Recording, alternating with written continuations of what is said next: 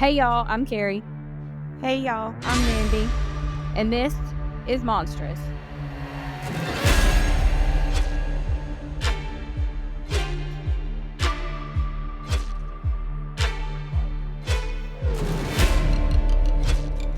This episode contains topics and language that may not be suitable for all listeners, and topics that may be triggering for some. Listener discretion is advised.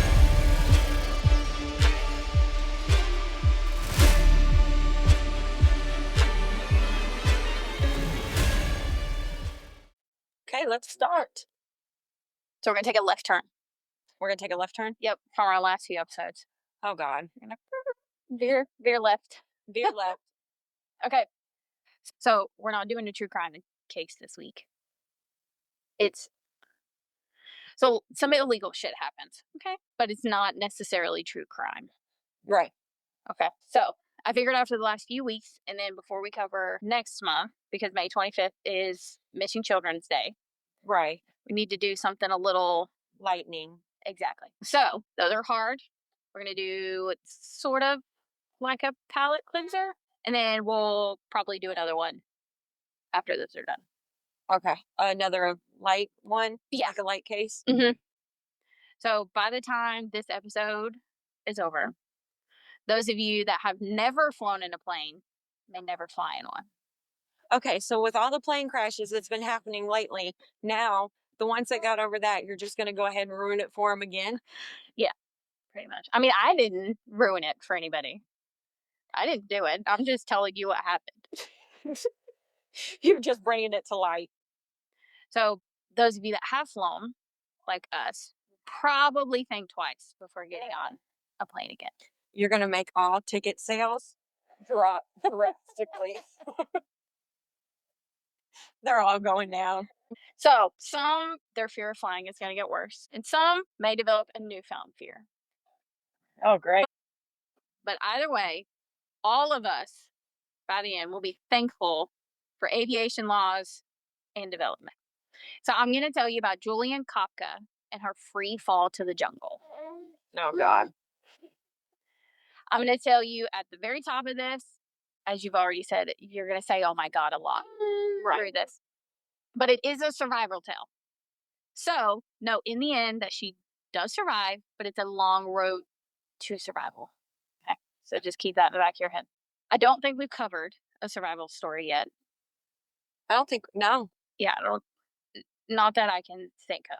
I don't think we have. I thought this was a good first one to do. Palate cleanser. Yep. A good survival story to start on. Because it's so good.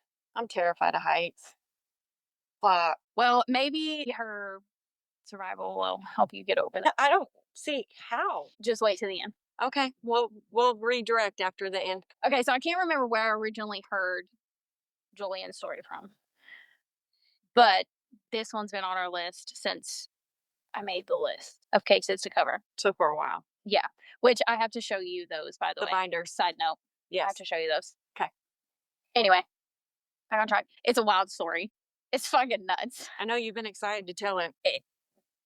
Juliane's story seems like it literally comes out of a movie.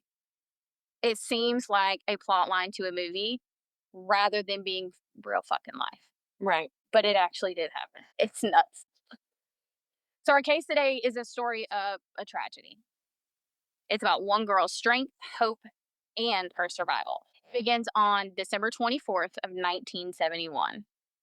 17-year-old Juliane Koepcke and her mother Maria were set to fly home from Lima, Peru to Pucallpa, I believe that's how you say it, which is a 450-mile round trip, and it was only an hour-long flight. This was a flight that both had taken before. They went back and forth. Now they were concerned.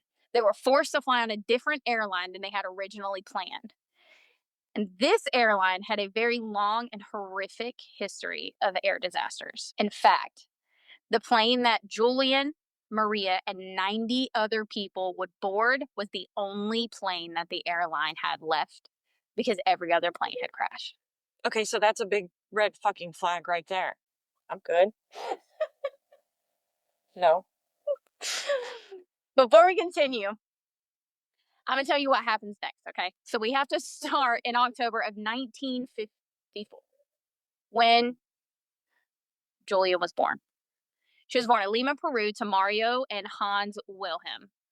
Originally, her father was from Germany, and her parents met when they were both in Kiel studying to earn doctorates in biology. So they were smart ass fucking people. Yeah.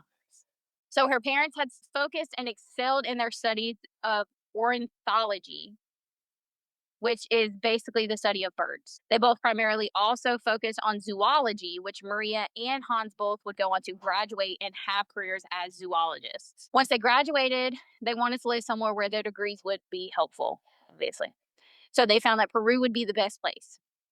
With so much of that area still unexplored and the array of diverse animals, there was nowhere better for them to begin their new lives and careers.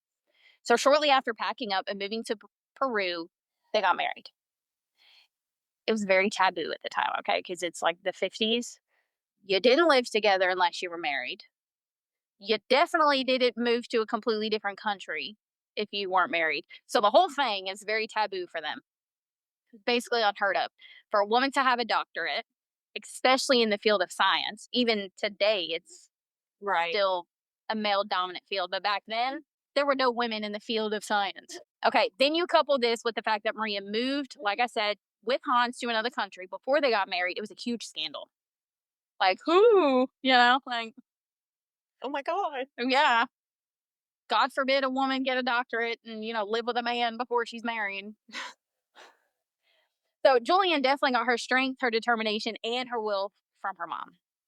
Very clear. Why I say that, though, is because Maria herself had her own survival story, although it's different.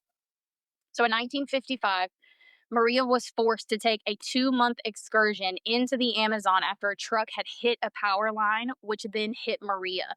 Like the power line hit Maria. What the hell? hmm This caused severe injuries, including the loss of her sense of taste and smell. Oh shit. This excursion isn't what she wanted to be doing. She wanted to complete her research, not take time off. So she's like, I don't give a shit if this power line just hit me. I want to be doing my research. I I don't don't want to care do. if I can't taste or smell anything. It's okay. Exactly. Julian would later say that nothing could deter her mom from a goal, which would prove to be a beneficial trait because Maria published several books and pamphlets about zoology and ornithology. She had also become one of the most renowned ornithologists in Peru. Wow. So Maria gave no fucks, okay? She didn't care about what people around her thought or what they said she could or couldn't do. Maria slams through the glass ceiling, and I think those are the traits that were heavily passed on to Julian. And you'll see why. Hans, her father, was much like Maria. He was a man that refused to back down, and it didn't really seem like he complained either, which that's a rare trait. Yeah. Man. So he did what he wanted and did what he had to do. He was one of those, it is what it is, whatever kind of guys. Kind of laid back. Yeah, pretty much. Didn't really complain. It was, whatever. It is what it is. Right. If it's supposed to be, it's supposed to be kind of things. He also had a lot of experience under his belt, just as Maria did.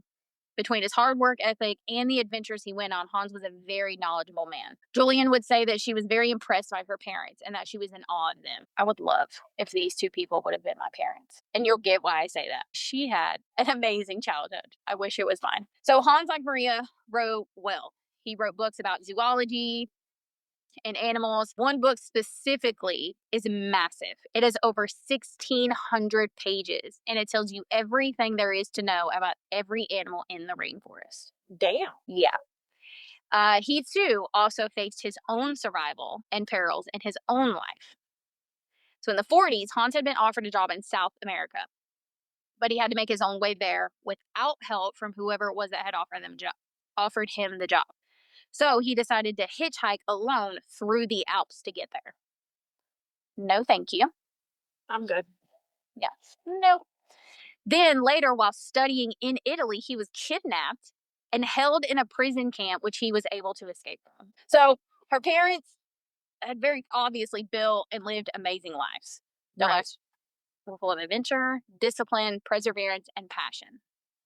So shortly after the two married, Maria found out she was pregnant. Then, shortly after Juliane's birth in 1951, Hans' brother, Joachim, I think that's how you say it, moved to Lima to be closer to his brother and new niece. That joy, however, was short lived. Shortly after moving to Lima with his family, Joachim died from spasms, and from what I read, his cause of death was unknown. Spasms, like, I'm thinking it might have maybe been a seizure disorder that he had. and they just didn't have that diagnosis yet. Yeah, that's what I'm wondering, because I know seizures at one point they were considered, they were like, oh, he had a spasm attack and that's what killed him. So I'm wondering if Right. that's what it was. Yeah, that would make sense. That's the only thing that I could think that would be considered spasms. Right. Maybe he's epileptic or something. Yeah. Following this, Hans' mother and his sister traveled to Peru to be with them. Julian's childhood seemed to be pretty amazing. She would say that she remembered always being surrounded by animals and her family. She learned to be compassionate and hardworking early on in life from both her hardworking and compassionate parents.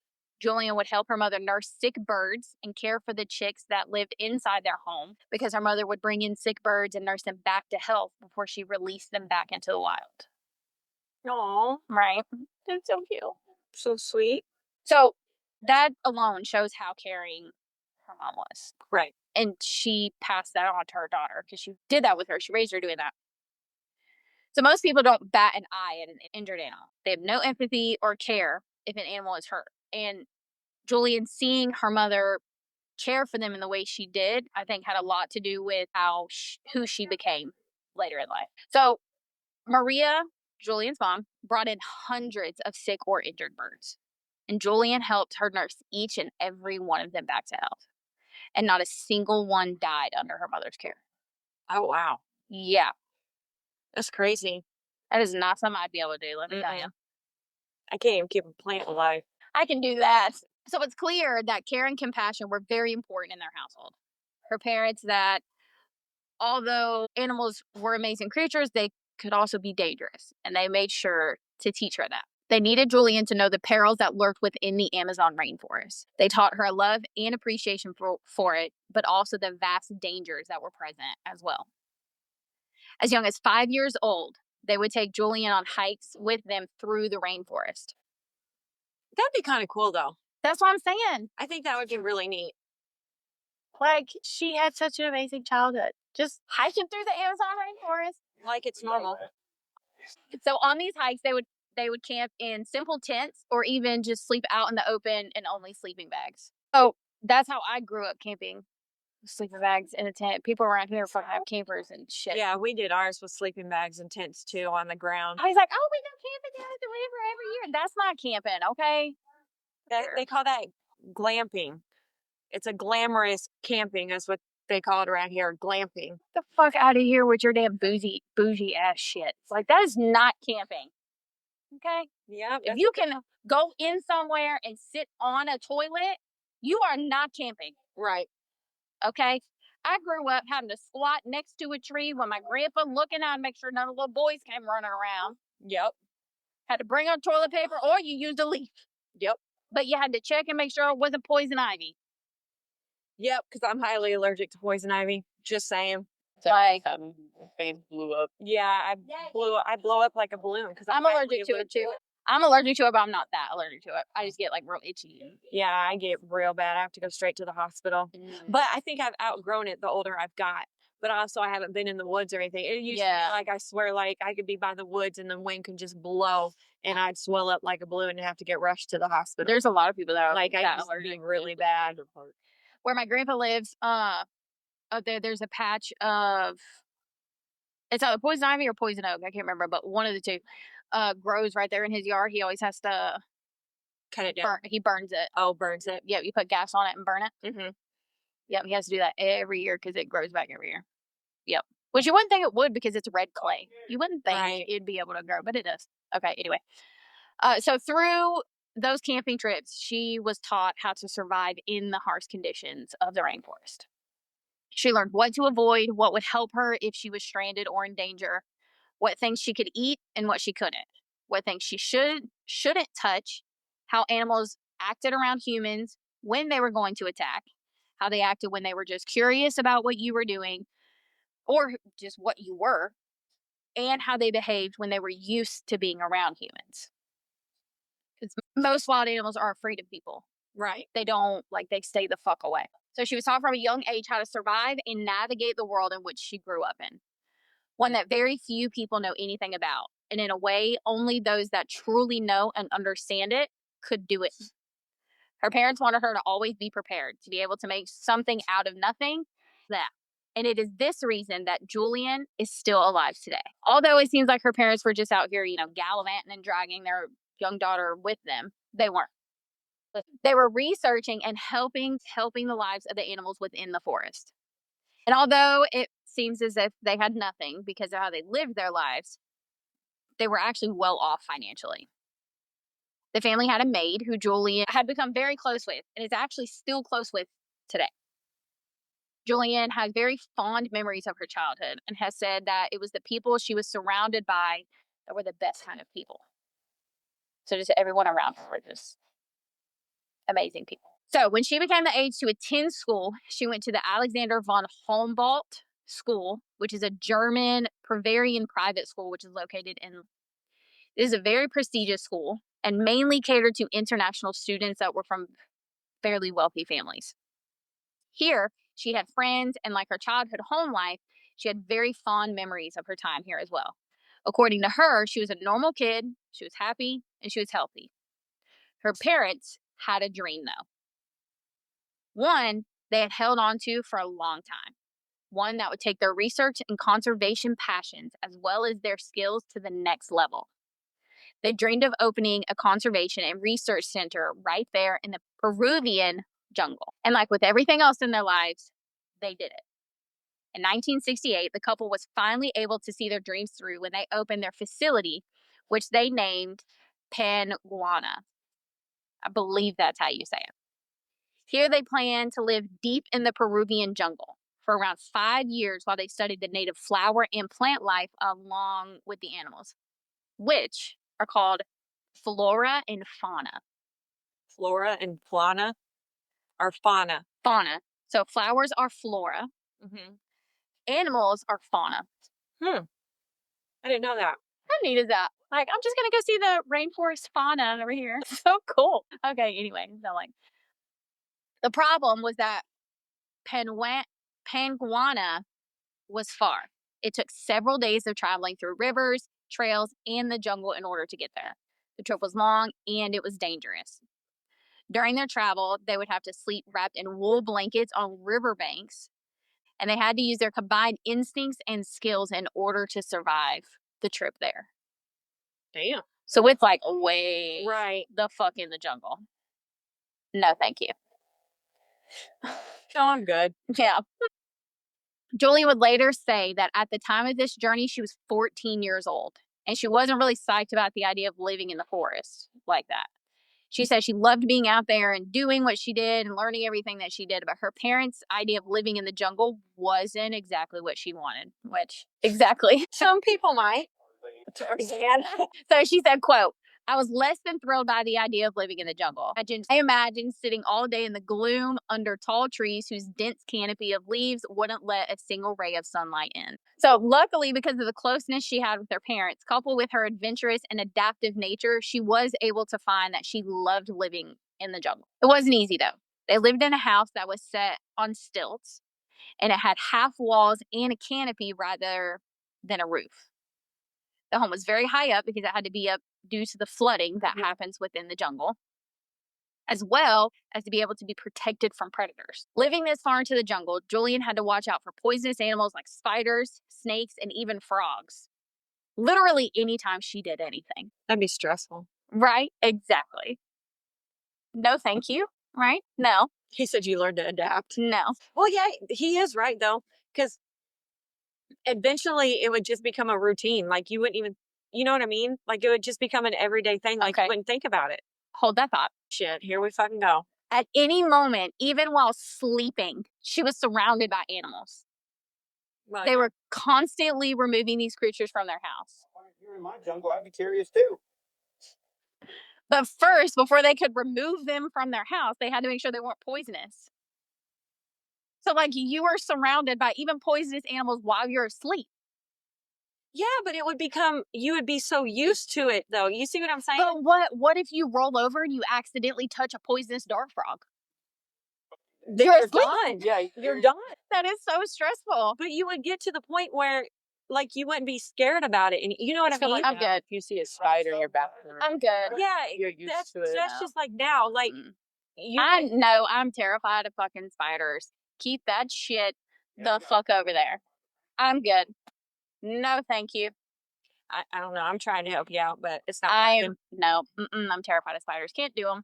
Can't do spiders. You'll feel that way once I show you a picture. Just wait. Oh, here we go. Okay. Shit. Just wait. God, she always ruins it with pictures. She always sends me the pictures. Okay, so the biggest pest that they had in their house were fruit bats, which fruit bats aren't harmful. I didn't think they were. No, they're just big. Right. So just stay here. Yeah, they're just big. I don't do spiders or bats. Okay. I think bats are cute. Nope. I'm good. They're just Good like, thing you're you. They're not little. They're I not. don't do either one. No, thank you. Okay. I grew up in North Carolina hiking, being in the woods, surrounded by spiders. I had no problem with spiders as a kid. I played with spiders as a fucking kid. Like, no problem. But then I was bit by a spider on my face. You want me to tell you about that? yeah. I don't do spiders. Ever since then, I still don't know what kind of spider it was, but whatever kind of spider it was, I'm allergic to. And it was poisonous. And it almost killed me. No, thank you. So you got PTSD. I'm good. I don't fuck with spiders. I don't care how big it is. I don't care how little it is. You said spider energy. I don't mess with spiders. They like, just 8-legged freaks gives me the chills. Okay. Right. Like, that's how terrified of spiders I am. And I know that movie's fake. I've watched it a million times. But even that movie, I'm just like, oh, nope. Just the thought of spiders just makes me want to, can't do it. Nope. Then with bats. I fucking hate bats. I've never told you this. Okay. When I was living with my mom there in Tumwa, when I was 17, I woke up in the middle of the night. I don't know what it was for, but I woke up in the middle of the night for something. And we lived in an apartment, me and her. All the lights were off, right? I walk out of my bedroom and I see something move. I'm like, what the fuck? You know, I turned the light on, but I didn't see anything, but I heard like the screeching sound. And I'm looking around trying to figure out what this noise is. Can't find it. Don't know what it is. So I shut the light back off and it moves again. I'm like, what the fuck is going on? Like, I'm starting to freak out at this point. Turn the light on, nothing. But the screeching noise is back. No idea what it is. I turned the light off.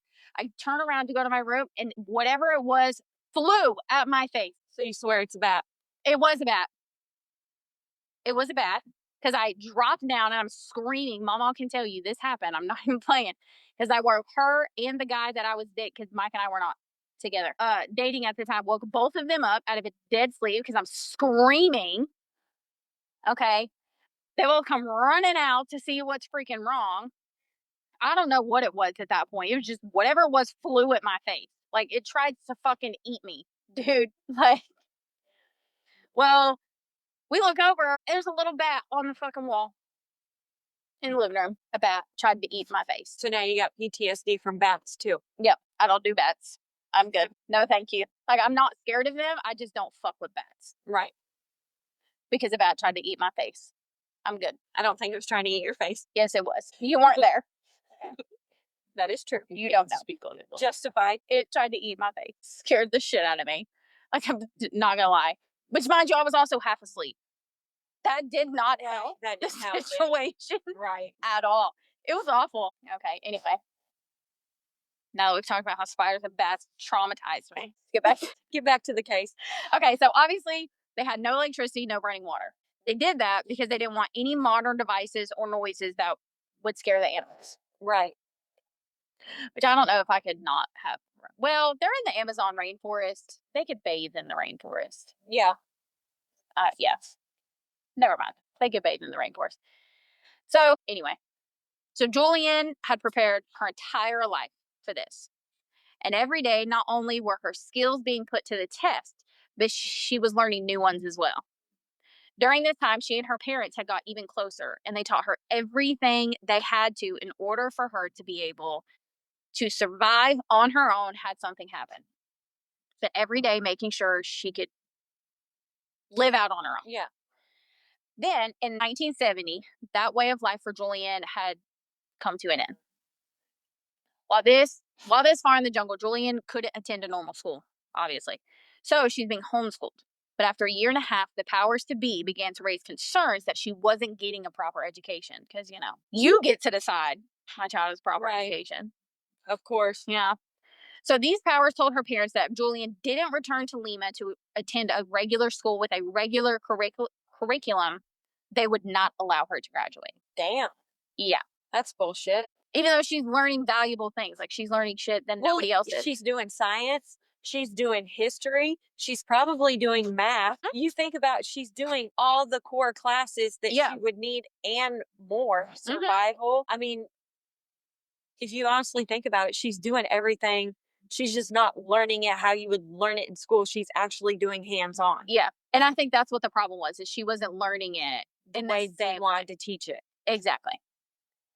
So understanding this and believing that Juliane had learned enough of what they could teach her at that point, they sent her back to Lima to live with family friends to attend school while her parents stayed there in the rainforest. Yes. Well, the whole thing is in the rainforest, but they're paying Yuna. So Juliane, like I said before, was adaptive, and she was able to fall right back into normal life and into school as if she had never left.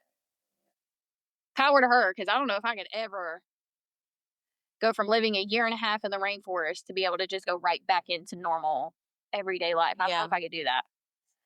That's a lot. Two totally different worlds. That's a different transition. Oh, yeah.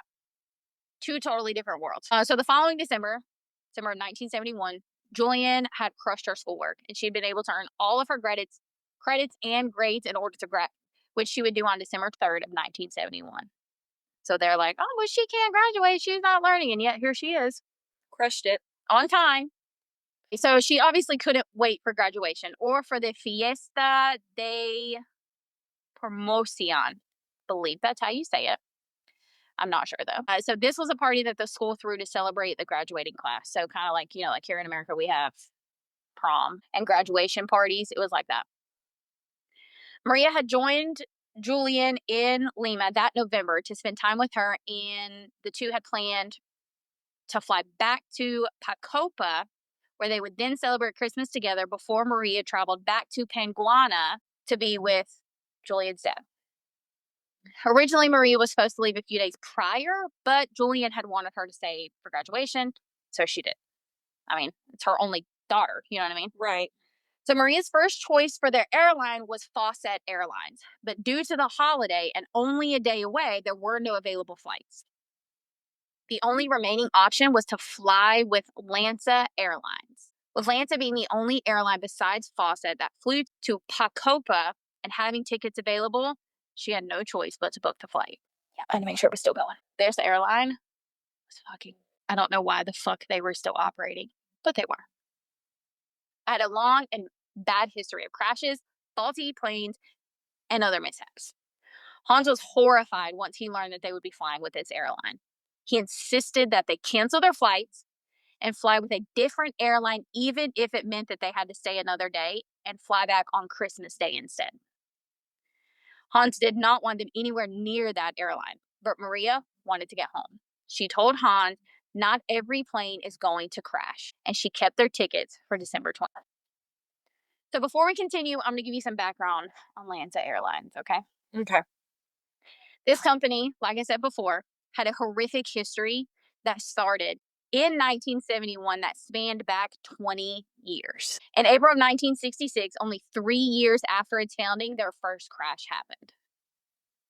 Lanza Flight 501 from Lima to Cusco crashed into treacherous mountain conditions only 10 minutes after takeoff, killing all 49 passengers on board. After the investigation, the crash was caused by pilot error. Then, in 1970, the airline would once again claim the lives of travelers. Lanza Flight 502, flying from Cusco to Lima carrying 100 passengers, had a fire in its third engine, forcing the plane to turn around and land back in Cusco.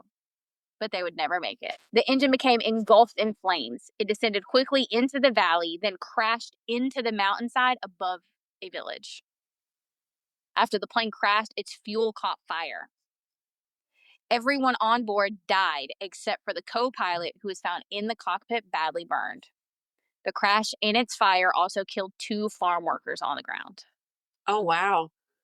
Investigations into the crash found that it was caused by the failure of the flight crew to execute the correct engine out procedures and faulty maintenance. Yeah, I'm not flying no more. I know. New fear unlocked. Right? That's a wrap. Following this investigation, Lanza was sanctioned with a 90-day suspension, and news of this airline's failure spread across the globe. The news of this faulty airline hit hard, and it spread as far as it did due to the fact that these deaths were international. Among the number of nationals that lost their lives, there were at least 2 Swiss, 1 Canadian, 3 German, and 1 Spain national, along with 4 Americans, which made this more significant because between the 2 flights, at least 53 Americans were now dead. Oh, wow. Damn. Yeah. So it was a huge deal. Right. After this second flight, or crash, I mean. So once the 90-day suspension was over, it was lifted, Lanza would have its 3rd and final crash, cementing Lanza's horrific legacy. So having booked their tickets and basically telling Hans not to worry, Maria and Julian arrive at the airport to pure chaos. With all other flights booked, everyone is fighting to get the remaining seats on Lanza's flight. Like I said before, this was their last plane. This was it. Right. Lanza had no other airplanes. Julian said that she had looked out at the plane before boarding and said it looked like it was brand new. So she had no worries. She wasn't concerned. Hell, it should look brand new. It's the only one they got. What Julian, her mother, and all the other passengers did not know was that Lanza Flight 508 plane model L1 was specifically designed to fly in desert conditions, not in the rainforest. This plane was not built to withstand heavy turbulence, which is faced when flying above the rainforest mountains. And this wasn't the worst fact that no one knew. Are you ready for the worst part? Oh, let's do it. Let's go. This plane was built from spare parts of other planes. Are you fucking kidding me? Nope. This was a junkyard plane. No way. Yep. That's bogus. That was like determined. Yeah, like you knew it was going to crash. Yep. It was just a matter of time. Yep. That's bogus. So Julian and Maria sat in row 19, the second to the last in the back of the plane. There were 92 passengers and crew members on board. So total, 92 people. This flight was only supposed to be an hour long. About 30 minutes into the flight attendants brought lunch to the passengers, and a short while later came back around to collect the lunches just as the plane flew through the clouds into a stormy patch. The plane had just flown directly into a thunderstorm. Typically, pilots will not fly through a storm. Right. They avoid it, even if that means that they have to divert or land the plane and add flight time. They will not fly through a storm. Right. Because it is dangerous. You're in a giant metal can. Mm-hmm. You know what I mean? Like, right. You're just asking for something. Lightning or something. Yeah. Right. A plane is literally a homing beacon for lightning. So why the fuck this pilot flew through a storm? I don't have a fucking clue. You're dumb, my guy. Yeah. So Julian said all of a sudden, she felt a jolt of severe turbulence, which turbulence while in the air is pretty typical. Mm-hmm. But it's not that bad. Right. At all. The worst part of the turbulence is taking off and landing. I've flown one time, but I was like 9 or 10. So yeah. I've flown a lot. It's not. Yeah, you've flown. It's not that bad. And the rest is supposed to be smooth. Yeah, for the most part, it typically is. Yeah. You might have a little bit, Bumpy. here or there. That's it. She felt a sudden jolt of severe turbulence. No, thank you. So bad, luggage and personal items began to fall out of the overhead bins. And of course, panic ensued. She said her mother was clearly anxious as this began to happen. And then she remembered seeing a flash of white light as lightning struck the right wing of the plane. I want to know, because it's a scary thought, obviously, Lightning strikes causing your plane to crash does not happen as often as you think. Okay. There are parts built into planes now which diverts the energy. So, those, like on the tail, it has like those weird looking like square things. They look like they go back and forth, and those are on the wings as well. Those have like mesh stuff in them that diverts the energy that hits the plane off of it. Right. Planes get struck by lightning all the time. Right. It's normal. You're in the fucking air. But those are there to divert the energy so it does not cause any type of electrical malfunctions or anything like that. So typically, planes get hit at least once or twice a year, every plane, which is why pilots are trained to avoid storms if they can. So these diversion systems I just told you about, those began to be put in planes around 1966. So they were in planes the time this crash happened. That's wild. But because it's a junkyard plane, it does not have those. That's what I was going to say. It doesn't have it. Okay, so the odds of a plane going down directly due to a lightning strike, due to nothing else, are really low. Experts estimate that those odds are 1 billion to 1. Oh, wow. So it's a very, very small chance that only lightning is going to cause your plane to go down. It's a teeny tiny chance. Yeah. The last flight to crash due solely to lightning happened in 1967. And after investigation, that was the only reason it went down. Typically, if a plane goes down after being hit by lightning, there's another reason. Because again, 1 billion to 1 chance. It's very, very small. So sometimes planes will land due to a lightning strike, but not necessarily crash. And that's because, it damaged the wing. Right. Or, something like that. Everything is so advanced now, and the safety checks are so thorough that if a plane can't survive being struck by lightning, it's not going to go up. It's going to be decommissioned. Plane can't fly anymore. So, now that is explained. Yes. Make you feel a little bit better about it. No. Maybe. So when the lightning struck Juliane's plane, flight 508, it hit the right wing, like I said. It appeared that the plane had nothing to divert the energy because it hit the plane as if it would have struck any normal object. Juliane said, quote, "With a jolt, the tip of the plane fell steeply downward. I could see the whole aisle to the cockpit, which was below me. So the plane went nose down. So people are screaming in panic, girl cries for help. The roar of the plummeting turbines, which she says she would hear over and over again in her dreams. It just engulfed her. That's all she could hear. That would be scary. To hear all those people screaming and like you don't know what's going to happen. Well, obviously you know what's going to happen, but you know what I'm saying? Like, you know what's going to happen, but you don't want to believe what's going to happen. And then all these people screaming and there's like not shit you can fucking do about it. It's like a bad fucking dream. Yeah. And then add in the turbines, the big ass plane engine. Yeah. No, I'm good. Yeah. Yeah. Screw that shit. That's like some movie type. Yeah. Like you would see on a movie, not think that it would really happen to you. Like you would really be living it. Mm-hmm. Like, so just your whole life is flashing before your eyes. You know how they say that saying? Like your life flashes before your eyes? That's exactly what it would feel like. That's some scary shit. Oh, yeah. Then you're there with your mom, trying to protect your mom while also trying to protect other people. Yeah, and then probably replaying what your dad or your husband told you. Right, exactly. Don't take that. Redo your ticket.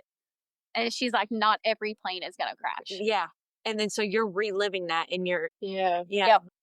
The last thing she remembers hearing was her mother's voice, which was as clear as glass above all the other noise. Her mother's voice was quiet and calm. Maria said, "Now it's all over." They gave me goosebumps. Right after that, the plane took a sharp nosedive, which meant it went straight down. Right. Nose first. The next thing Juliane remembers is the roar of the turbines, opening her eyes and being outside. Hey, hush! Juliane is still strapped in her seat, and she is now free falling from the sky. No. I would have had a heart attack. No. I'm good. The plane has essentially blown apart from around, and it all happened as soon as the lightning struck it. Now, her row of seats is spiraling towards the ground, all while Julian goes in and out of consciousness. So, to paint a picture, you know those little helicopter seats like that? Yeah. They fall up, you throw them up, and they spin like this? Yeah. That is how her seat is falling towards the ground. No. The fuck? I would never want to play ever again. Yep. No, I'm good. I would walk if I had to fly on the plane. She's like this towards the Yeah. ground, and it's just spinning. And imagine how fast it's going. Well, she believes that this was this is what caused her survival, was because of how the seats fell.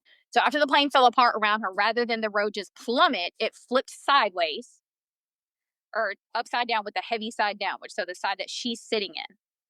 The row of seats then began to spiral, which caused wind resistance, which slowed the rate at which she fell. Okay. I see what you're saying now. It's crazy to think that. So eventually, she reaches the ground. Julian has just crashed into the middle of the Amazon rainforest after free falling from the sky. Are you ready? Yeah. For 10,000 feet. There's no way in hell I would have had a fucking heart attack. I'm terrified of heights. There's no way I would have made it. She just survived falling from a plane torn apart by lightning. She fell through a thunderstorm. Oh, I forgot about the thunderstorm. Yeah. Imagine how traumatic. Plummeted 10,000 feet from the sky and crashed into the canopy of the rainforest. Dude, that's got PTSD written all over it. Like, you just unlocked, right? like, a handful It's 1,000 of new fears. Not There's just more to that, come. Her mom died and you survived on the same. Well, did her mom die? If her mom did die. We haven't heard yet. We haven't heard that story. But I'm saying if her mom died, that is extra. So the voice that y'all are hearing right now is my daughter's voice. And my grandbaby cooing, if y'all While hear he's that. sleeping. While he's sleeping. Imagine they don't, I think you're going crazy. Yeah. Right, you're just talking to yourself. If Carrie doesn't edit it out. Okay, so now Julian has to survive the vastly treacherous world that is the Amazon rainforest. And she has to do it alone. But she has been trained to do it, though, too. Yes. But with her parents. So, once Julian hit the ground, everything around her went black. After an unknown amount of time, Julian said that she began to have connected dreams. She said that she was running through a tight, dark space, trying not to touch anything. She said it was loud, like a roaring, humming sound of an engine surrounding her. Before she knew it, she was then shot into a different dream where she was obsessively needing to wash herself because she was covered in mud and some kind of like sticky stuff. In this dream, she said that she kept thinking, all you have to do is get up. And then she woke up. She was no longer attached to her row of seats. At some point in her fall, she had become unbuckled from her seat and was now instead huddled underneath them. She was soaking wet because it was raining. It's rainforest. Right. She was covered in dirt, mud, and blood. Considering what she had just faced, her injuries were minor because she was lucky to not have been harmed. Far worse, she was lucky to just be alive, to be honest with you. Right. Like, I would have had a fucking aneurysm and would have died before I ever hit the ground. Most definitely. So Julian had a severe concussion, which she sustained after getting a cut above her left eye, which had been swollen shut. Her left eye was swollen shut. So she'd only see out of one eye now. Her clavicle, which is your collarbone, was broken. She had a very deep cut on her arm and an open gash on her leg. She would later find out that she had actually ruptured a ligament in her knee. Oh. So, serious injuries, but considering what she She just went through? faced, those are minor. So her body is coursing full of shock and adrenaline, so she felt no pain, obviously. And it's a good thing because she would have been in severe fucking pain. She said her first thoughts were that, she said, quote, a boundless feeling of abandonment. There was no one else around her, no plane, no bodies, no other living person. Julian was in the middle of the Amazon rainforest alone. And to make it worse, she had lost her glasses, which she needed to see. Shit. Yeah. So she has no glasses. She can't see because she has bad vision already. And one of her eyes is swollen shut. Swollen shut. Yeah. Julian eventually crawled out from underneath the row of seats and tried to stand up. Okay. So step back, take it in for a minute. She's a 17-year-old girl. Right. Who just fell 10,000 feet. After her plane blew up around her, she has a concussion, a gash in her leg, a wound in her arm, a broken collarbone, a ruptured ligament in her knee, and then she just stands up like there's nothing wrong with her. And a severe concussion. Yeah. She just stands up. Once she does, she blacks out. But just the fact that she was able to stand up is astonishing to me. So now, Flight 508 was set to land at 4:30 p.m. that day. When it didn't show up with no communication from anyone, everyone began to panic. And it being Lanta Airlines, they believed the worst. Family and other loved ones were trying to find out what was going on from Lanta officials, but they were only giving contradictory or half statements. Well, of course. Yeah. Because, we can't fucking tell you any fucking thing. I don't even think they knew what was going on, to be honest with you. So a search operation had begun despite the lack of information given to those waiting for the flight to come in. This search was and still is the largest search party held in the history of Peru. Even with this fact, the search party was much smaller because remember, it's Christmas and most officials were gone for the holiday. So even though that most of them were gone, it's still the largest search party ever. How crazy is that? That is crazy. So, like I said, there was no communication with the plane, and the canopy of the rainforest hid the crash site. So the helicopters and rescue planes that were sent out above the forest couldn't see the site. But Juliane could see and hear them above her. But being on the ground and under the canopy, she was left helpless with no way to tell them that she was there. And they would never find her. Juliane again loses consciousness, and she remains blacked out for the rest of that day. She wakes up the next morning, which is Christmas Day. She is unable to stand without passing out. No matter how slow she tries to stand, she passes out every time. Finally, after countless times of trying, she is able to get up onto her knees. And after a long time and many struggles, she's able to stand. This was when she realized that her collarbone was broken. She said, quote, the two ends had pushed on top of each other. So the middle of her collarbone, where it curves right here into the U shape, had broken and overlapped. I don't even want to imagine how painful that was. Because most people, you break your collarbone, it's usually out right here. She broke it right in the middle, underneath your throat, and it overlapped. Oh my God. So this was the only reason that she knew that it was broken, because it didn't hurt and it didn't break through the skin. If she wouldn't have felt it and felt that it was no longer together, she would have never had any idea that it was broken. That's insane. Yeah. Okay. So she may not have felt the pain, but it had to be fucking uncomfortable. It had to be, because I feel like it would make your arms scrunch in. I mean, I could be wrong, but I feel like that. And she dealt with that for 11 days. Shit. Yeah.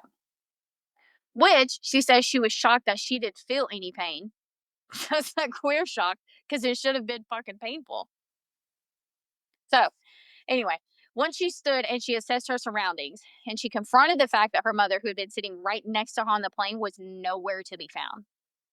Okay, she said that the loneliness of having to do this alone was the worst part of all of it. Not the fact that she's stranded in the woods or just fell out of a plane. It's having to do it alone. That's the worst part for her. I feel like all of it is the worst part. That's what I would say. So Juliane said that she made it her mission to find her mother. Even if she was dead, she had to find her. This was when all those years of living in the jungle and everything her parents taught her kicked in, and it finally became helpful. She had lived here. She knew the jungle, and she knew how to survive it. Even though she had never been in this exact situation, she was ready to face it. In her book, which I'm going to put in the description, she said that she told herself one thing, quote, with calm and methodical thinking, you could master almost any situation in which you end up in nature. Which I love that. I like that. I like that so much. If you can just calm yourself, you can think about it methodically and you can face it and you can get through it. But you have to be able to calm yourself to do it. I love that so much. So she said first she had to find her mother. But before she could do that, she had to find fresh water, because humans can only survive 3 days without water. And at this point, she was beginning to become dehydrated, because this is day 2 at this point. So to do this, she started licking the leaves that she had found, because it had rained and the water began to pool on the leaves. I know. She had to find a bigger water source, but this was all she had, and it was going to have to do for now. So the lack of water or people or even bodies wasn't the only thing that she had noticed. There was little evidence of the plane crash anywhere around her. Wow. Yeah, like there were no plane parts, which is weird. She did, though, by luck, find a bag of candy and fruitcake. But unfortunately, the fruitcake had been stuck in the mud and it's like soaked up for the rain, so it wasn't any good. She spent hours searching the little bit of the crash site that was around her, looking for food or water or anything that would help her survive. But there really wasn't anything there. It was during these hours that she kept hearing the planes and the helicopters above her, and with no way to signal them, she knew she had to make her way through the jungle and find people. But she's like, they're not going to find me. I have to find them. Right. Like she knew from the beginning. So as she realizes this, she's also realizing that she can hear dripping and then realizes that it's running water. She follows the sound to where she finds a stream, and she follows this stream downstream. And she did it for hours. She climbed over trees and boulders. She bushwhacked her way along the stream until night fell. Obviously exhausted. So she found a place next to the stream where she slept. Okay. So remember, she fell 10,000 feet out of the sky, crashed into the rainforest. Her collarbone is overlapping itself. She has multiple lacerations. One of her eyes is swollen shut. She can't see without her glasses. Now she's climbing over trees and cutting her way through thick foragery downstream. I would have given up. Yeah, I would have been done. Like, no, I'm done. I'll just lay here and die. Yeah. Just, I'll be food for the animals. I'm done. So by this time, the news of the crash has reached Hans, who had no idea that his wife and daughter had gotten. He believed that they had heeded his warning and decided to catch another flight. The following day, his beliefs were crushed when he saw a news report that listed all the passengers and the names of his wife and daughter were on. He's obviously freaking out. Okay.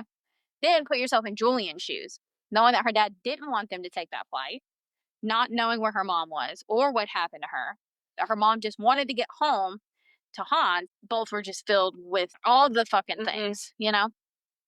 It's just horrible for everybody, all the way around. So now it's December 26th, so day 3. Julian wakes up and continues following the stream, which was not straight. It was like windy over things, under things, the whole way. Okay, so this made her track down it way worse and way more difficult. And even longer if you add in the obstacles you would expect, like, you know, trees, boulders, all that. You either have to go over it, under it, around it. Took her way longer than you would think to walk straight. You know what I mean? But she took all of them and she faced every one of them. She recalled at one point on the 26th that she had seen a Goliath bird eater spider. This is a giant tarantula that eats fucking birds. Oh, shit. Girl. I'm not scared of spiders, but damn. Oh my God. I'm going to show you a picture because I got a fucking picture. Of course you do. Oh my God. Like, this is going to unlock a new fear for you. Okay. Like you ain't unlocked enough. Just wait. This thing is terrifying. There's no fucking way. Oh my God. It's bigger than his hand. Do you see it? He's like, yeah, no, I'm good. Wow. No fucking thank you. I think it's freaking huge, dude. There is no way. I would die of a heart attack just from seeing this thing in person. Yeah, I'm gonna figure out a way to go. Run. I'm gonna scooch on the ground or something. Shit. I'm gonna have a heart attack. That's it. I'm done. Flatline. You didn't have a heart attack from falling 10,000 feet, but you're gonna have a heart attack from that? Yes. Spider. Oh, yeah. It is the largest spider by mass and length. Yeah, that thing's huge. Its legs can span up to 12 inches. One leg is a foot long. Yeah, I'm good. Mm-hmm. Its body length can go up to 5.1 inches. And it can weigh up to 6.2 ounces. Their fangs are anywhere from 2 to 4 centimeters long, depending on its age. No, I'm good. I'm good, my guy. and they do have venom. Now, the venom is more like being stung by a wasp. But either way, no fucking thank you. Okay, you get bit by that thing, people are going to think you got bit by a damn vampire or some shit. No, I would have an aneurysm, I would have an heart attack, and then I would die. You're going to die from the aneurysm. You ain't even going to have time to have a heart attack. You can have an aneurysm and live. Very rarely. But it happens. Okay, I'm gonna have both. No, thank you. Julian said that this thing alone would have killed her if she had come too close to it. Yeah.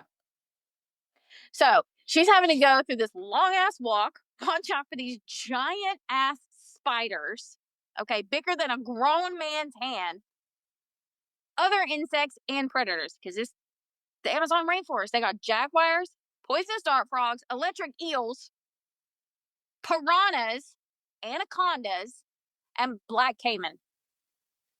Shit, the piranhas alone. Which black caimans are a species of an alligator, I was wondering about that. along with the other countless deadly animals. Oh, fucking thank you. And her injuries on top of that. Yes. Oh my God. Bitch, I'm dead. I'm dead. Don't send a search party. I'm dead. I'm gone.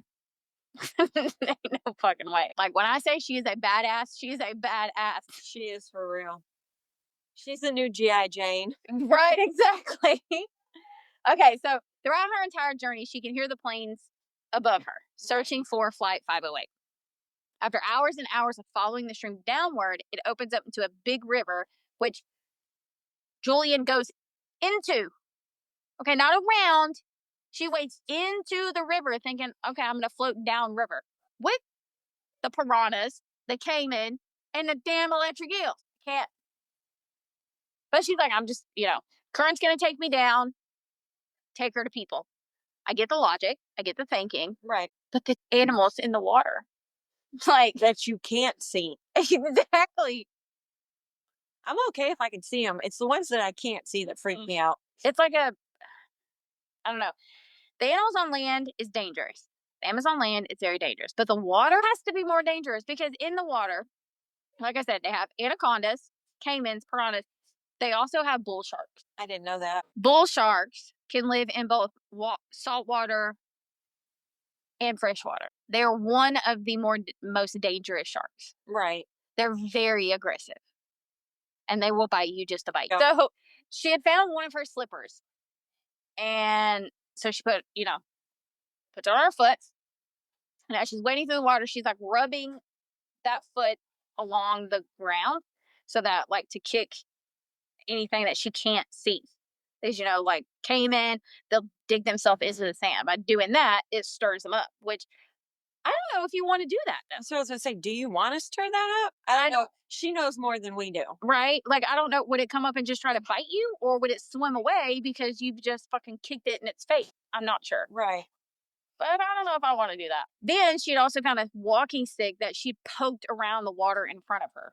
I don't know if I would want to do that either, but that's just me. She knows a whole lot more about this stuff than we do because I don't have a clue. So then, while doing this, she's slowly eating the candy that she had found to keep up her energy. So she walked through the river for hours like this. Then she finally saw a small piece of the plane wreckage. Well, it's not really small. It's one of the large turbines sitting in the middle of the river. So it's not a small piece, but just a chunk of it. She says she stood there staring at it, amazed at what she was seeing. She said, quote, "Then I got happy because it meant that I was likely going in the right direction to find more pieces of the plane and possibly more people." She was convinced that she was not the only survivor. She says she kept telling herself, quote, "There's no way that only I survived this plane crash." Juliane said years later that she would return to this memory. She said she would return to it over and over and think about it all the time. That it amazed her how she had this detachment from discovering proof of the plane that had exploded from around her. She said, quote, "I was looking at a piece of the plane that I had just been sitting on 2 days earlier. I'm sitting there going, wow, that's interesting. That means there's other people over there, I bet." Now, this is when they began to send in ground searches to go through the jungle on foot searching for the site. But it was not very well organized, like at all. I bet. They were sending people in all different directions. Like they were just like, just go.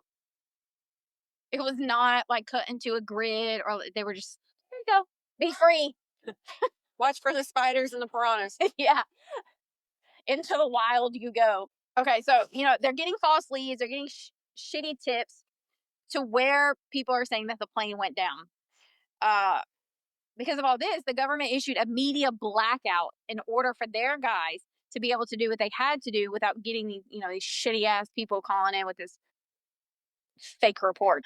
So they had the fake reports, false reports being played out in the media on the news, along with these people calling, "Oh, I saw the plane go down here." So the downside, though, was that the families of the people on the plane were also being kept in the dark. They weren't being told shit. Day 4, where we're at, day 4. So day 4, it brought a horrible memory and a horrific discovery for Juliane. She had said on day 4, she had already been walking for a few hours when she heard, quote, "the flapping of large wings, unmistakable, louder, and lasting longer than that of other birds." She knew just from hearing this sound what it was. It was the king vulture. The name alone. No fucking thank you. Right. Sounds like a fucking dinosaur. This bird has a wingspan of 6 feet. No, I'm good. No, I'm terrified of birds because they will peck my head. This one will eat you. Yeah. Its wingspan is as tall as Mike. Yeah. No, I'm good. That's a big ass bird. There's a lot that she remembered from her mother's lessons about the king vulture. But the most significant was that the large presence of them only meant one thing, that there was a large amount of carrion close by. Carrion refers to meat that is dead and rotting. So like a buzzard, just bigger. Yeah, it's just like, Yeah, way bigger. way bigger, but yes. So Juliane left the river and walked into the jungle until she reached a row of 3 seats from the flight. The row was upside down, lodged 3 feet deep into the ground, and all 3 passengers were strapped to their seats, lodged headfirst into the ground. Oh, God. Juliane fought against every instinct in her to run away because it's horrific. First, you find these big ass vultures. Then there's a seat from a plane with 3 people in it upside down.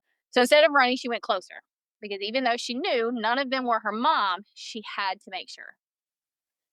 In the seat, it was clearly 2 men and a woman. Using a stick, she removed the woman's shoe and saw that her toenails were painted, which told her it was not her mom because Maria never painted her toenails. While doing this, the king vulture reached the area, perched up on a tree, basically waiting for her to leave. Just sitting up there, just like, bitch, go the fuck on somewhere. So I can eat. It's awful to say. So she searched the area for anything that she could find useful, and there wasn't really anything, so she went back to the river. By the time night began to fall, she had no food, and because the crash had happened during the rainy season for the Amazon, there were no fruit on or near the floor that she could eat. Where fruit was there, she couldn't reach because it was too high in the trees. She drank from the river to keep somewhat hydrated.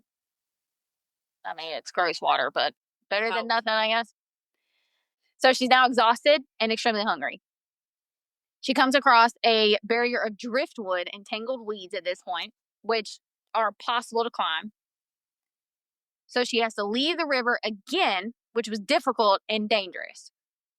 So now she has to get through the very dense and untraveled jungle for hours before she can finally get around it and back into the river. It's just too much going on. Like, there's just no way. So when she's back into the river for the first time, she's able to see an opening in the canopy above. And here she can see the plane above her, thinking that since she can see it, maybe it can see her. So she began to wave her arms. She was screaming, throwing things, doing everything she could to get their attention. But it hovers and it leaves. It didn't see or hear her. At this point, the days are just kind of starting to blend together. So for Juliane, the next few days are just like, they're just meshed up. And she recalls to the best she can onto what is now, she believes, days 5 and 6. Juliane said that it was at this point that she finally took in the realization of her situation. And she began to think about not only what happened, but also how vast and massive the jungle was. She said at this point, she began to lose hope, and she couldn't let it consume her. That if she had really fallen into the thinking of what was and was not around her, she would have lost herself and she wouldn't have been able to go forward. Okay, so I'm going to explain just how vast this rainforest is. Okay. We all know the rainforest is massive, but I'm going to explain how massive it is and just how much she's up against. You know what I'm saying? I'm trying to get my words to come out right. So the Amazon rainforest is the world's largest rainforest. It spans across 9 countries in South America. Holy shit. It carries the largest amount of fresh water on Earth, 4,000 miles of it, which is about 20% of Earth's fresh liquid. The Amazon rainforest is home to 1/5 of the world's land species, some being found nowhere else but the Amazon. There's many indigenous tribes within the Amazon, many of them being uncontacted and isolated from the outside world. The Amazon rainforest spans over 2,700,000 square miles, with at least 1,620,000 square miles being covered with a vast canopy of trees. That's insane. The river itself is anywhere from 6.8 miles wide in the dry season to 24.8 miles wide in the wet season. And the depth can range anywhere from 66 feet in the dry season to 330 feet deep during the rainy season. Yeah, she's walking through all that. That's what I was going to say. And it's the rainy season, too. Right. Yeah. And although about 300 million people live on the land that is the Amazon rainforest, there are no documented humans living under the canopy itself. And that's where Juliane is. So the odds of Juliane simply running into another person is slim to none. It's really less than that, to be honest. It's nearly impossible that she's going to run into another person. Yeah. Knowing this and coming to this realization, most people would have given up, but not Juliane. She continued downstream. She knew that if she just floated and let the current take her, she would conserve her energy and it would keep her safer from animals and things on land as well. So she just floated. She would be safe from the animals inside the water as well as from the animals on land. Which I don't know if I'd ever thought of that. I'd be like, I don't want to be on land or in the water. Put my ass in a tree, okay? No. Well, hell, you can't be in a tree either. No. I'm just done. No, thank you. Okay, so she wasn't just facing danger from the animals either. During the day, the temperatures under the canopy would be anywhere between 85 to 95 degrees and humid. Then the nights got cold once the sun went down. And then she's wet on top of it. Right. So during the day, she's being beaten by the heat. And the break, it's because sometimes throughout the canopy, there's like little tiny breaks. Mm-hmm. So then she's being beaten to death by the sun. Then at night, she's wet and freezing, all while also being eaten by insects. No, thank you. So now day 7, which up till now, her concussion has kind of kept her brain in like a fog kind of state, just like survival mode. Now at day 7, she's really thinking about her mom and the reality of the situation's really started to set in. So some of her thoughts were typical because she's 17. So she's like, what did she miss out on at that moment? What are her friends doing? All that. Then other times she's wishing she could eat her favorite junk food. Things like, what's the meaning of this? What is the purpose of this? Why me? Those times she kind of went back. She didn't know how or why. But when thinking these things, she realized that her survival meant something, even if she didn't know what it was.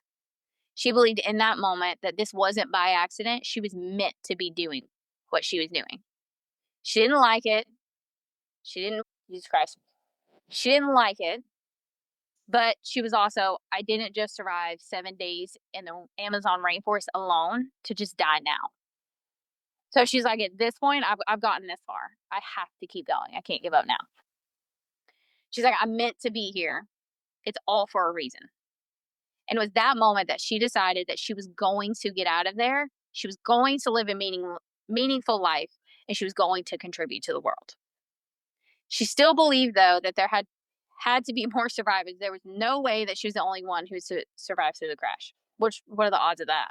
So while trying to find her way out, she was still looking for other people. Now, at a week after the crash, she began to notice that her cuts started to look pretty bad. And now they're beginning to hurt. The cut on her calf had become irritated and swollen. Then she's in the dirty river water, so it's just making it worse. Like all the infection brewing in there. Then the cut on her arm not only hurts, but it also now began to feel hot.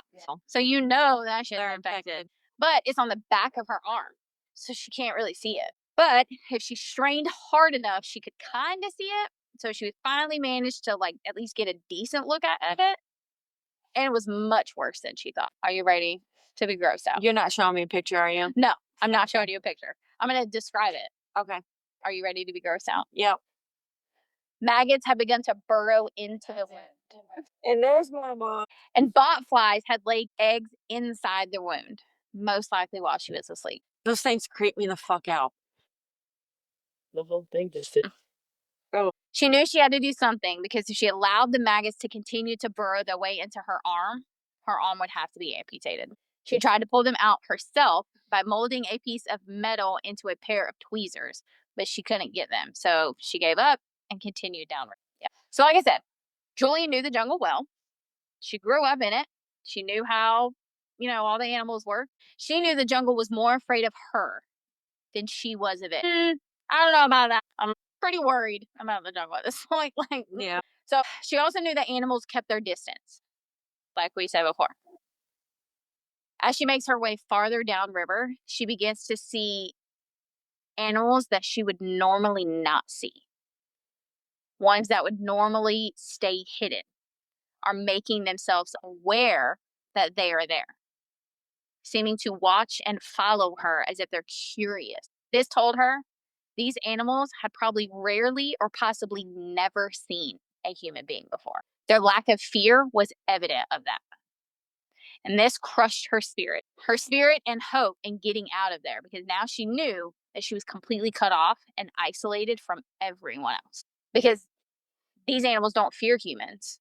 So it's clear they're not aware that there should be a fear there. So she's realizing how cut off she is from the outside. I could not, oh my God, like to know that it is literally you and these giant ass animals. No fucking way. So days 8 and 9, the sun really unleashed its hell on her. Day 8, she woke up with a searing pain on her back and shoulders. She realized she now had a second-degree burns on both, and that the burns had actually broken open and began to bleed. There was nothing she could do about it.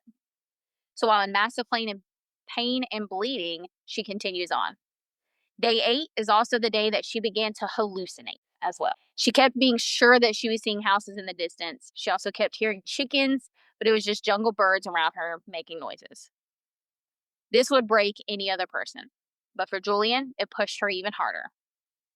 While hearing and seeing these false things, her foot got stuck in a sandbank, which made her trip and fall. At this point, Juliane had fallen 10,000 feet out of the sky through a thunderstorm. Okay. She had 2 major wounds, a concussion, maggots and botfly larvae are in her arm. She has second-degree burns on her back and shoulders, a ruptured knee ligament. She has went 8 days with no food and very little water. She is no doubt fighting several infections. And now she hits the ground. All she wants to do is sleep. Oh, great. Her body is urging her to sleep, so she closes her eyes and rests on the jungle floor. Juliane said she opens her eyes after being woken by the birds above her chirping, but it wasn't a bird at all. As she came to, she realized she knew that sound. It was the sound of a baby caiman, and then she saw its mother. The two approached her in a very aggressive and threatening way. She said if she had jumped up the way her body had urged her to, the way any of us would have, because I had jumped up, ran noped the fuck right out of there. She said that they would have attacked her, and they would have gotten to her in an instant. If she would have done what all of us would have done, there was no chance she would have survived them. The only chance she had was to slide away from them. So she slid very slowly on the ground until she was back into the river and let the current carry her away. There is no fucking way I would have been able to calmly do that. Yeah. Like this, that's why I said this shit is straight out of a movie. Like She's smart as fuck, though. She is smart. Oh yeah, I wouldn't have thought about that. I would have instantly jumped up and ran away. I would have been too scared. Shit. Yeah. No way. It's just, I can't. So this cemented what she believed before. There were no other humans anywhere around her. Because she said there was a large number of caiman where she now found herself, which told her no other humans were there other than her. Her 9th day in the jungle is beyond exhausted. Her hunger was something she could no longer ignore. It was the only thing that she could think about at this point. This day, she tried for hours to catch poison dart frogs in order to eat something. Like all of her energy was spent in trying to catch these fucking frogs. But in the end, she didn't catch anything, so she just went to sleep. The 10th day, She spent most of it doing the same thing. She let the river carry her further downstream, and at this point, the river is becoming less and less open and more expansive. So now there's dams and driftwood that she has to climb over and avoid. She has no energy left in her, and as the day goes on, the sun begins to set. Juliane saw what she thought was a gravel bank on the shoreline. She makes her way to the shore, climbs up onto the bank, and is just about to close her eyes to sleep when she sees something. In her head, she believes it's another mirage. She closes her eyes and looks again. She blinked and blinked, but every time it was still there. She goes over and touches it, and it was real. Sitting right in front of her, tied to the bank, is a boat. It was a boat that looked new, as if it was in working order, which told her that someone who ran this boat was nearby. This find gave her newfound energy that she didn't even know was left in her at this point. She explored the area with her newfound hope. She found a footpath that was not natural. She followed the footpath, which led her to a tambo, which is like a small shack that's made of, it's made by hand, where people just kind of store supplies for like boats and fishing and shit. This was a major find because it told Juliane that someone had been there before, and there was gasoline, which would help her with her maggot infested wound. She took the gas that she found, gritted her teeth, and poured the gasoline onto her wound. This would have been unimaginably painful. Okay, so she takes the gas she found, gritted her teeth, and poured gasoline onto her wound. This would have unimaginable amount of pain. Okay, but it is brilliant. It's something else that she had learned from her parents. She knew that this would do something internally to not only heal the wound, but it would help force the maggots. First, they would try to dig deeper. But once they realized that they couldn't get away from the gas, they would begin to find their way out. And it worked. They began to emerge looking for a way out and away from the gas. Juliane was able to pull out over 30 maggots from her arm. That's fucking disgusting. I mean, he's not wrong. It's gross, but he's not wrong. Right, but still. So she would later find out that there were far more in her arm than the 30 that she herself had removed. I just lost my appetite. No, seriously. So now she's trying to figure out a plan. Up till now, she hadn't seen any other person, but the evidence around her said that someone was there within the recent past. She thought about taking the boat downstream, but then she realized how tired she was. So she decided she would just lay down for a little while and think about what to do next. As she's thinking things over, she came to the conclusion that taking the boat wasn't the best option.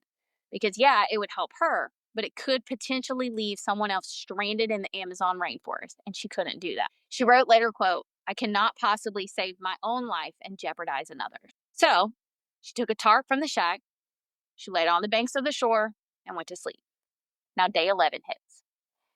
She woke up, and still she saw no one around her.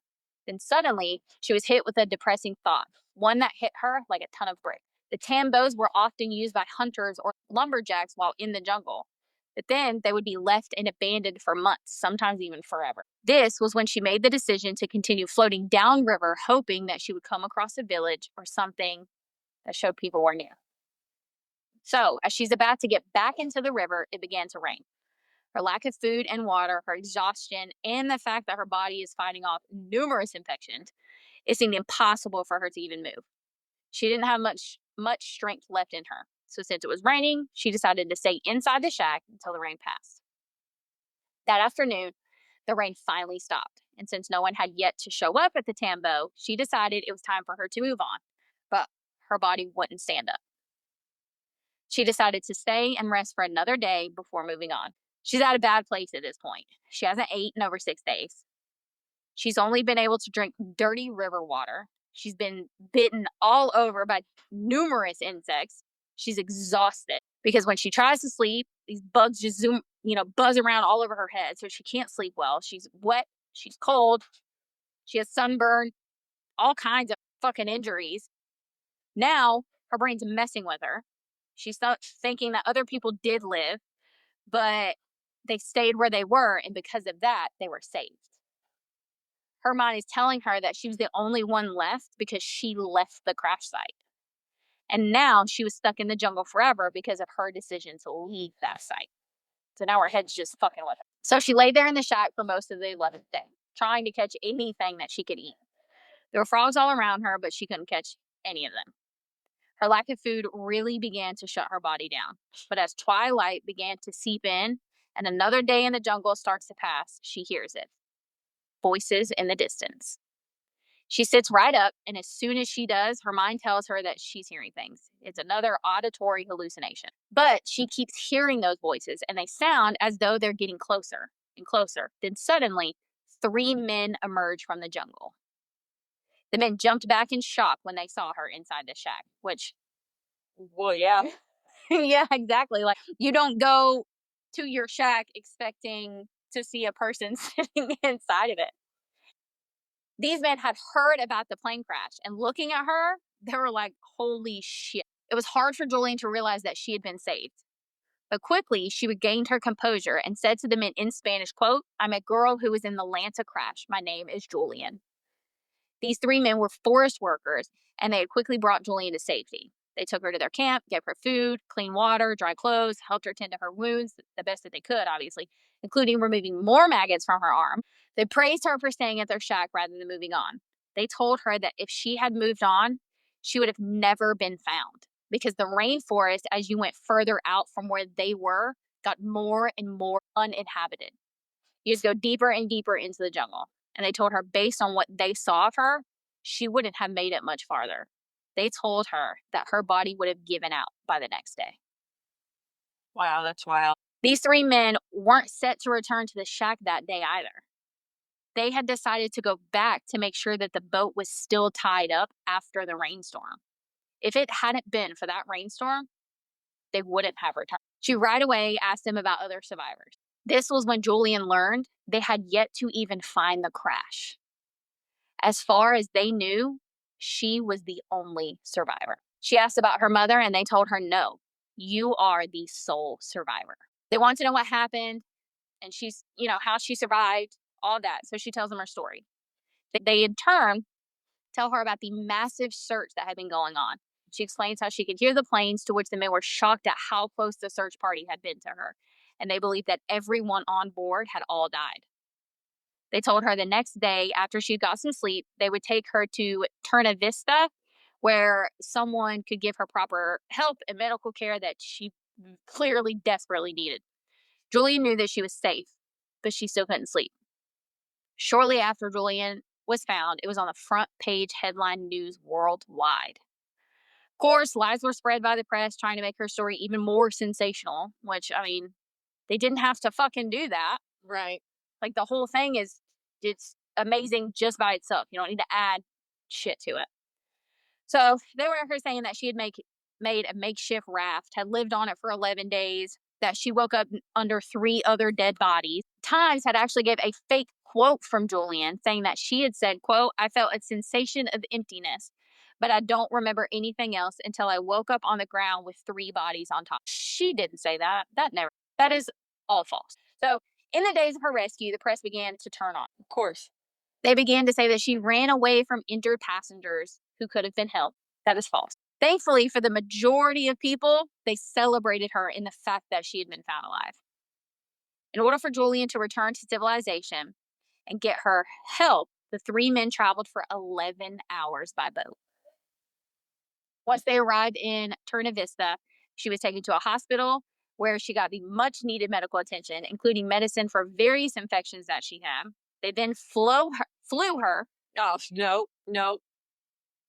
to Koepcke to get better medical treatment because she desperately needed more than what they could give her. Which she said that she was terrified.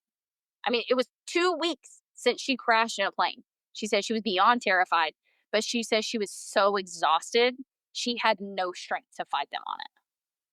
She was like, fuck it. So they get her to this new hospital where she stays. She's stabilized. If they would have tried to take her any other way, she would have died. Like, literally flying her was the only way to get her stable and keep her alive. She spent months in that medical facility. And by the following March, she was back in Lima and she was back to her normal life, except for the press. They were nightmares. They hounded her day and night, refusing to leave her alone. Her father, Hans, had actually sent her to Germany for some time to get her away from it. Here, she lived with her grandmother and her aunt. Juliane said that her father had good intentions by sending her there, but in a way, she felt as if he had betrayed her because of the state that she was in. She said by being sent away, it made her feel abandoned in a way, but those weren't his intentions. And she knew that. Today, Juliane still has respect for her parents and she loves them both. She has nothing bad to say about either. In this situation, nobody would know how to handle it. He just lost his wife.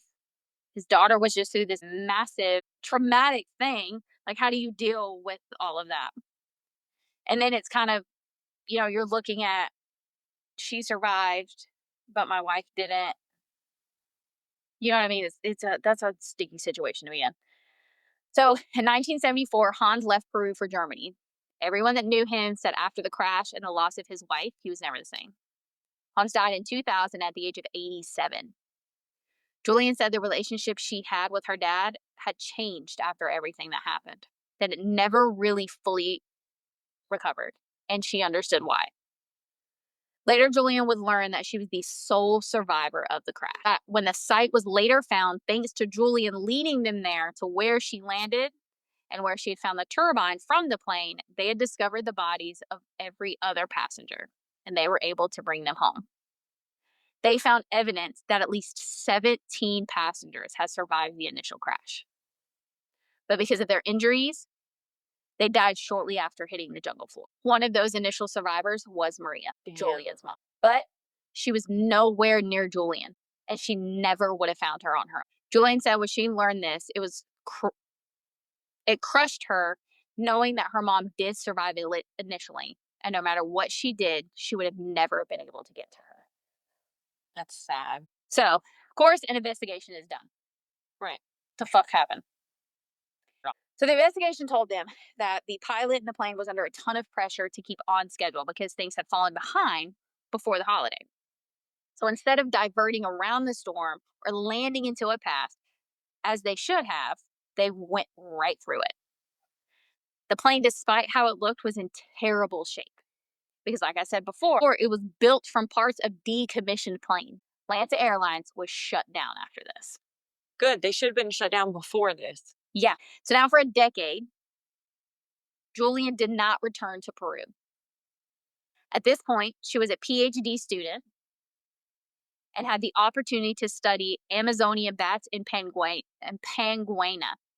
which is where she lived with her parents as a child, and where she learned the skills that ultimately led to her survival after the crash.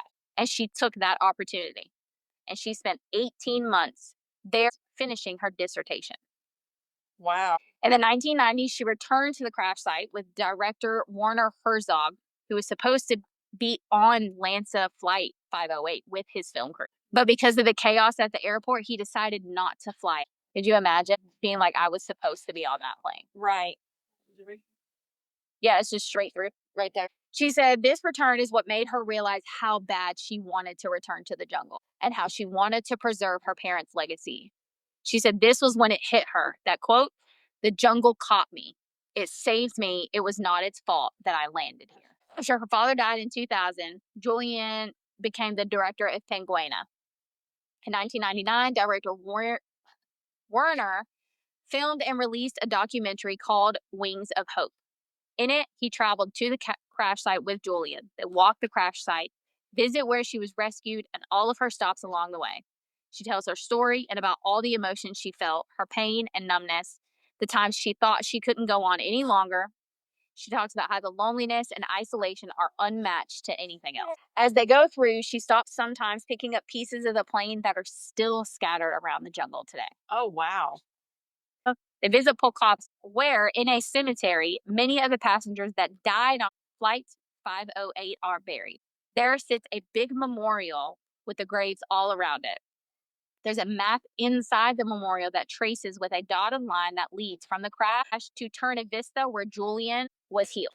Under the memorial, it reads, A Lost Day in Esperanza, or Wings of Hope.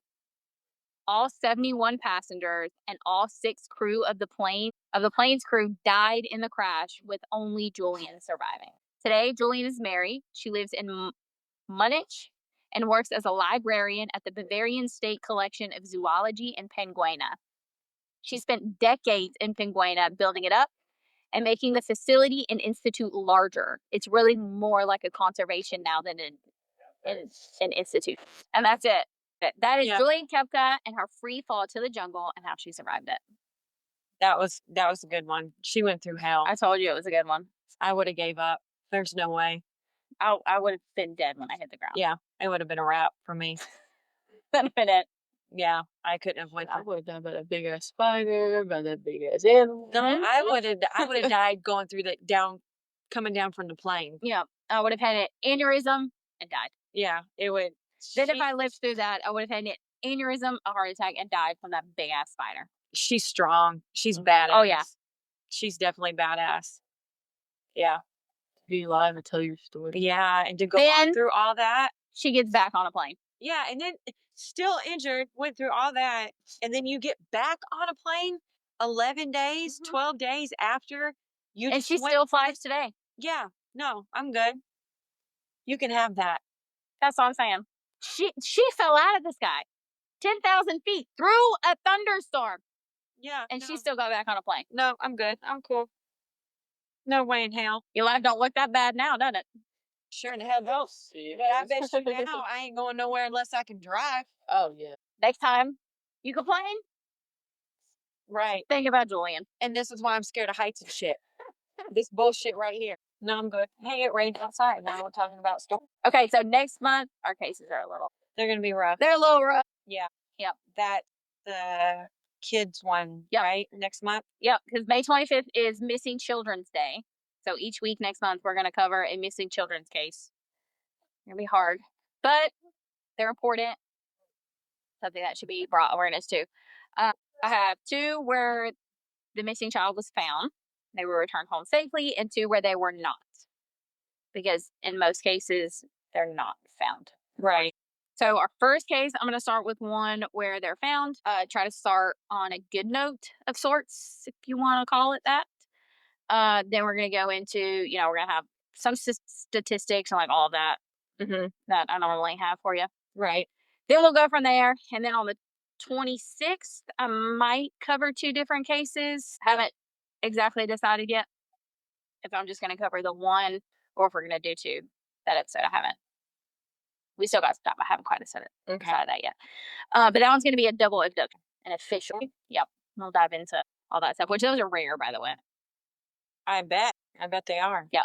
They're harder. Mm-hmm. Yep. So I think that's it. You got anything else? No, that was a good one. I like that one. That's it. Good to go. Our next one will be it'll end on a good note. I hope so. We'll be back next week for another episode. As always, I got a few photos for this one, not a whole lot, that we on the Facebook page. That's going to be in the episode description. Give us a rate, a review. Don't forget to subscribe so you get new notifications. And then we hope you keep listening. And remember to watch for monsters and don't kill people. Bye, y'all. Bye, y'all.